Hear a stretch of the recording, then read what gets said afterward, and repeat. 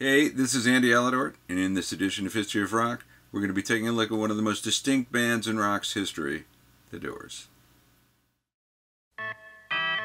The Doors, featuring vocalist Jim Morrison, keyboardist Ray Manzarek, guitarist Robbie Krieger, and drummer John Densmore, formed in Los Angeles in 1965. During the 60s, they were one of rock's most controversial acts, both because of Morrison's lyrics and his often erratic, bizarre stage persona.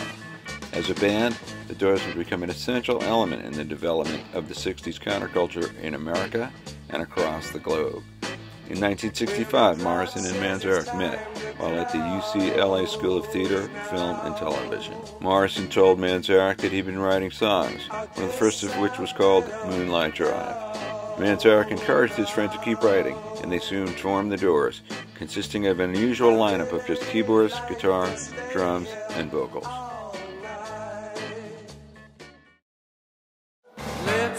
The band took their name from the Aldous Huxley book The Doors of Perception, which was inspired by Huxley's use of hallucinogenic drugs. The title itself is derived from a line in William Blake's The Marriage of Heaven and Hell, which is, if the doors of perception were cleansed, everything would appear to man as it is, infinite. Starting in May of 1966, the Doors became the house band at LA's Whiskey A Go-Go, where they were spotted by Elektra Records president Jack Holzman and producer Paul Rothchild. The band was signed to the label on August 18, 1966. They began a long and hugely fruitful relationship.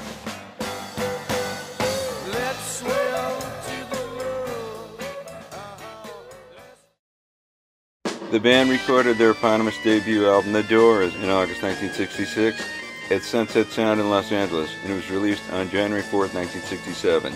The album featured the massive smash hit single Light My Fire, released as a single on April 24th, where it spent 3 weeks in the #1 spot in Billboard charts.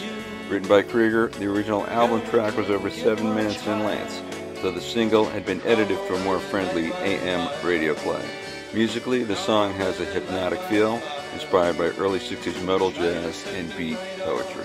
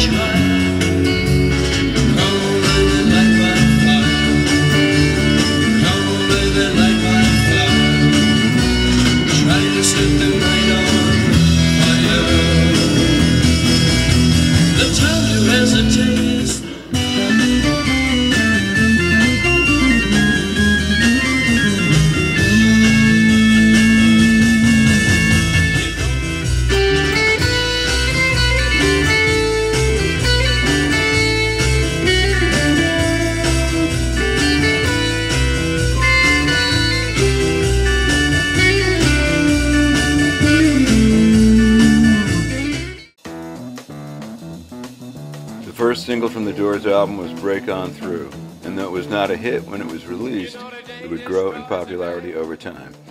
This song is a huge favorite among Doors fans.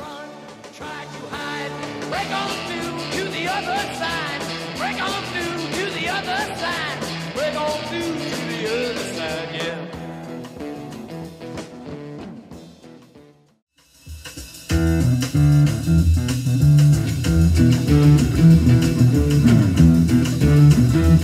You know the day destroys the night, night divides the day. Try to run, try to hide, break on through to the other side, break on through to the other side, break on through to the other side, yeah.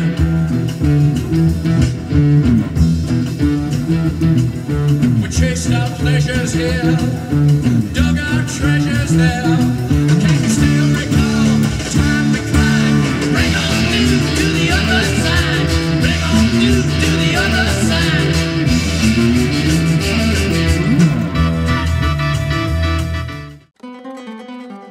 Guitarist Robbie Krieger possesses a unique playing style, picking with his fingers, as he started as a classical guitarist.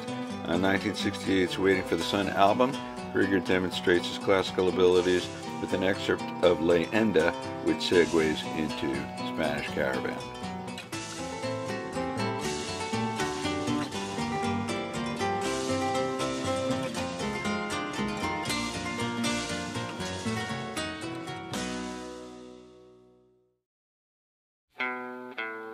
The band's second album, Strange Days, was released in September 1967. The first single from the record was the hit, People Are Strange, which peaked at number 12 on the Billboard chart. Both Krieger and drummer John Densmore felt the track was strong enough to be a hit. Jim said to me, "I feel really good about this one," Densmore described. "It just came to me in a flash as I was sitting up in the Hollywood Hills on the ridge looking out over the city. I scribbled it down as fast as I could. The song has gone on to become one of the band's most significant tracks."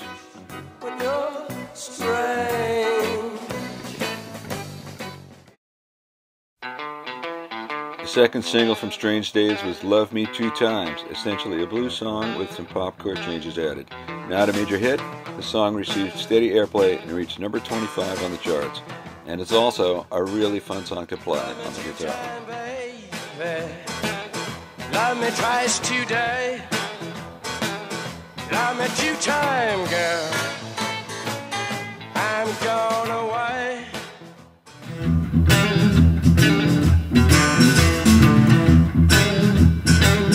Love me two-time, baby.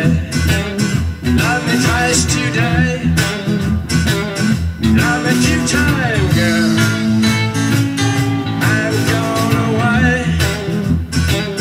Love me two-time, girl. One for tomorrow, one just for today. Love me two-time, I'm gone away.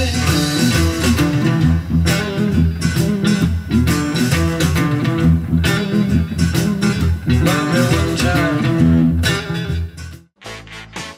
The Doors' next LP was Waiting for the Sun, released on July 3rd, 1968. Hello, I Love You, the second single from the album, was a mega smash hit, going straight to number 1 worldwide.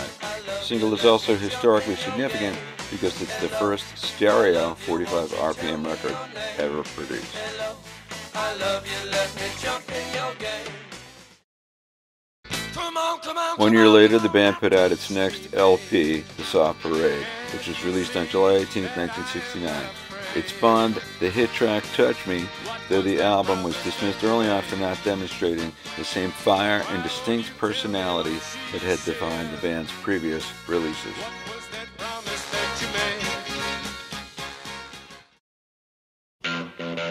1970's Morrison Hotel album, released February 9th, contains two of the band's most popular songs, Roadhouse Blues and Peace Frog. Roadhouse Blues quickly became an FM staple and remains so to this day. If you play in a rock band, odds are that you've been asked to play Roadhouse Blues at least 1,000 times. I'll keep your eyes on the road, your hand upon the wheel. Keep your eyes on the road, your hand upon the wheel. Keep your eyes on the road, your hand upon the wheel. Yeah, we're going to the roadhouse and gonna have a real good time.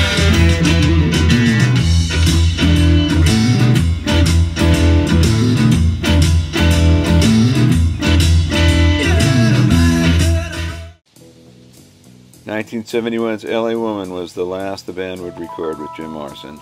The singer, who had serious substance abuse issues, had been arrested numerous times and exhibited behavior that was becoming more and more erratic.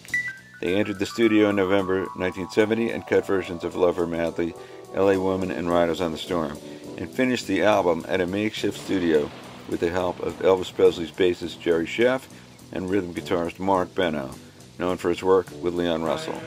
When the album was released on April 19, 1971, it went to number 9 and remained on the charts for an incredible 36 weeks.